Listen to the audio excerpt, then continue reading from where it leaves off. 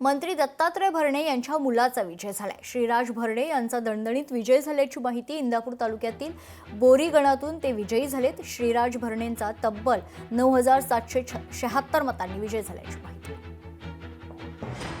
5-6 वर्ष झालं मी आमचं कुटुंब सगळ्यांच्या सुखात दुःखात आम्ही नेहमी सहभागी राहिलेलो आहोत आणि त्याच्यामुळे कधीच मी त्याच्यावर लक्ष केलं नाही। पंचायत समितीच्या माध्यमातून जे विविध पॉलिसीज मी तुम्हाला सांगितलं की जे पंचायत समितीचे आपण बघतो की घरकुल योजना असेल किंवा इतर जे योजना पंचायत समितीच्या आहेत ते थेट लोकांपर्यंत पोहोचवण्याचं मी नक्कीच काम करेन। सांगोल्यात भारतीय जनता पक्षाच्या सेकाप कार्यकर्त्यांवर खरे तर तलवारीनं हल्ला पाहायला मिळतोय।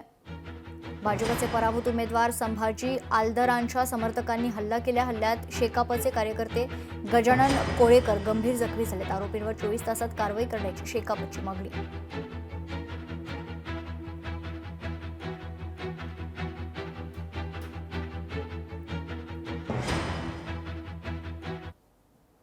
लोकसभा अध्यक्षपद हे निष्पक्ष असावं, पण तुम्ही भारतीय जनता पक्षाच्या दबावाखाली काम करताय।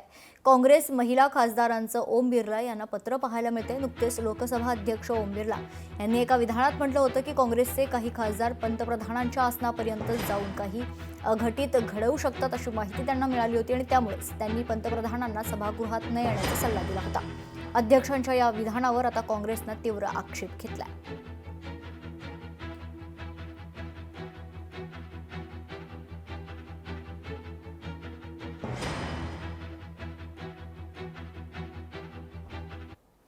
अजित पवारांच्या आठवणीनं बावनकुळे भावूक झाले होते। अजित पवारांनी आपल्यासाठी आयुष्य दिले। दादा गेल्यापासून माझी मंत्रालयात जायची इच्छा होत नाहीये असे वक्तव्य खरं तर यावेळेस महसूल मंत्री चंद्रशेखर बावनकुळे यांनी केलंय।